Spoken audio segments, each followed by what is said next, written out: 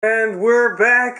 Ryback versus The Miz. The Miz. That's right. Former Intercontinental Champion now. Poor and Miz. it's Miz. feeding time. Poor Miz. He gets squashed.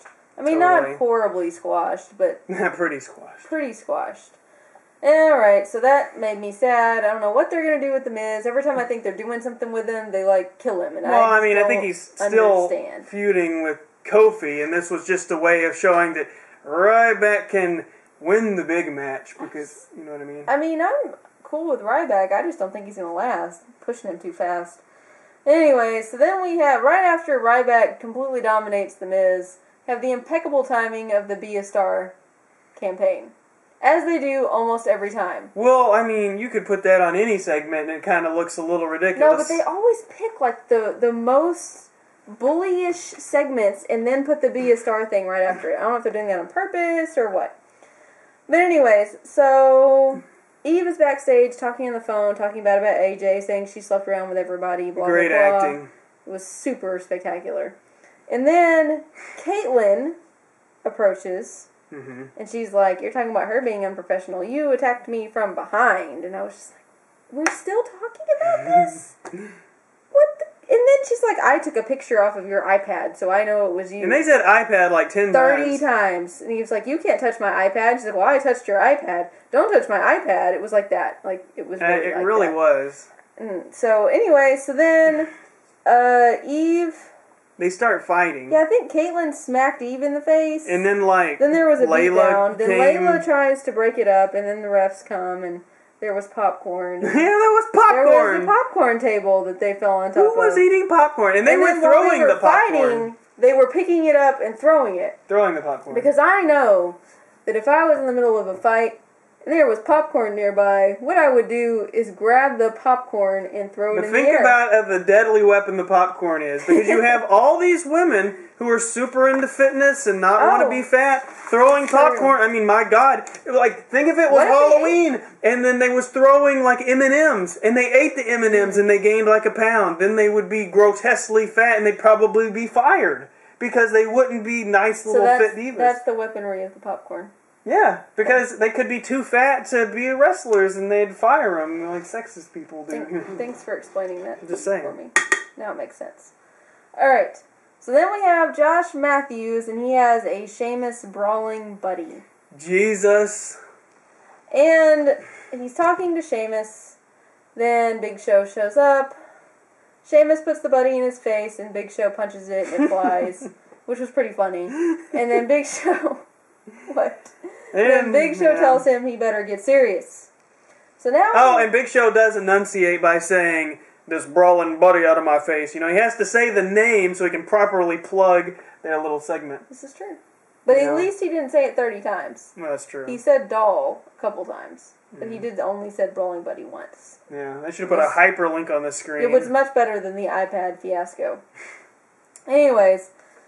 So now we have Daniel Bryan versus Dolph Ziggler. This was actually a really, really good match. I missed it. Enjoyed watching it. I'm gonna rewatch it because, I know it's gonna be awesome. It was a really, really awesome match.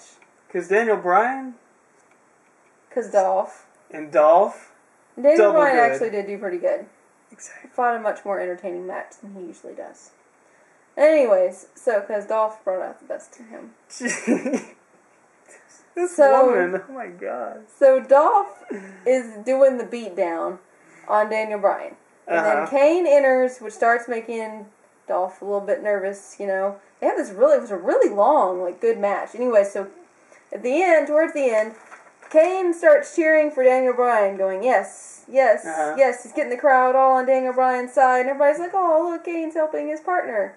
But no, Daniel Bryan was not having this. He doesn't like the yes chance. He wants to say no. So he goes over there and starts yelling at Kane. Dolph capitalizes and gets the win. Then Kane says, I was helping. Dolph shoves him, and they get in this big giant argument. So then here comes Matt Striker.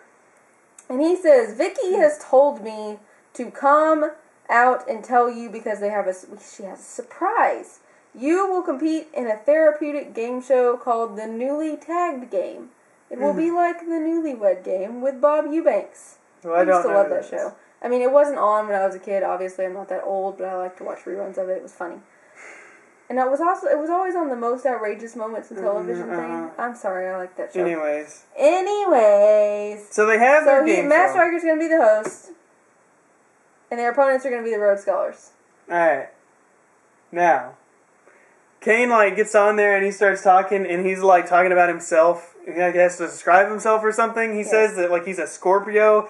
He likes long walks on the beach. He likes rainbows and puppies.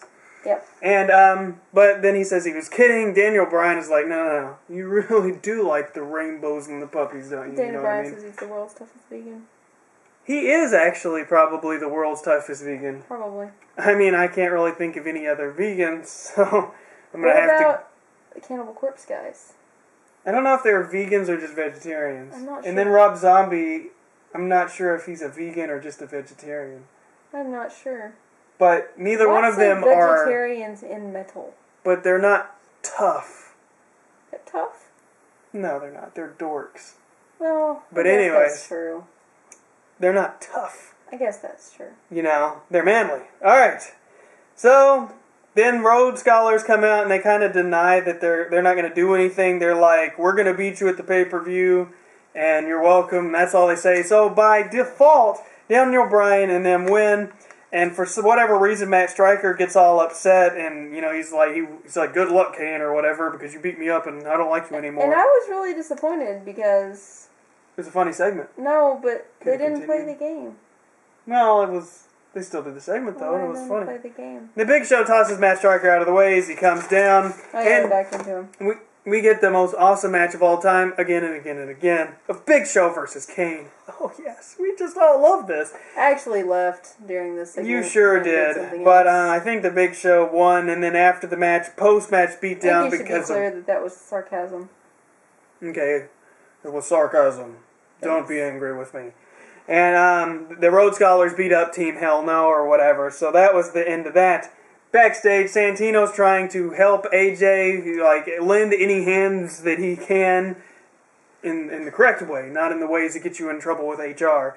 But Cena comes in, abrupts, messes it up. Kitty! Yeah. Your evil devil cat's doing something bad, isn't she? I don't know what she's doing. She's crawling at the wall and going, ah!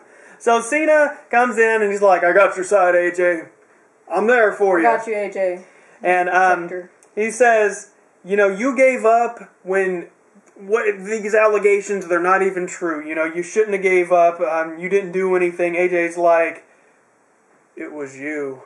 And Cena's like, I don't know what you're talking about. That was just a business dinner. And then there was some hugs. So what kind of hugs? Well, there's many different kinds of hugs. Yeah, it was just like a hug. Was it a sideways hug? No, it was like a face-to-face hug, but I didn't... Was there space in between? I don't know. This is an important hug analysis here. Whether it was a friend hug or a more than friend hug. It wasn't like a creepy hug. It wasn't a more than friend hug? I don't know. It wasn't like an erotic hug. I'm just saying, it wasn't like they were making out. They hugged. Okay. It's just... You need to know the hugging levels. Vince and Cena start talking. Vince is like, let's not talk about this here. We don't need to talk about this. Cena's like, look, I don't care about all this, political correctness or whatever. I want to talk about it. Vince is like, it is what it is about AJ, and then he leaves. All right. So now we learn that we're going to have a 30-man, or maybe even more of a 30-man. 36-man. 3 dozen. Lumberjack match. They always want to set these ridiculous records. I don't know why. It's going to be the champion versus champion, CM Punk versus Sheamus. Guys to throw the guy back in. I'm just saying. Well, I mean, that's true. They always fall out on the same side. But, they have an alright match. The thing I didn't like about the... match, at best. I just thought it was funny, because Punk did these, jumps where he, hit him with the little... I can't remember the name of the move, but, standing up, hits him with the elbow while, Not even this thing? He does this thing? It's like this. It's like a bionic elbow, but standing up to a standing up guy or whatever. Can't remember what it's called. But, he didn't jump ever. He just went down.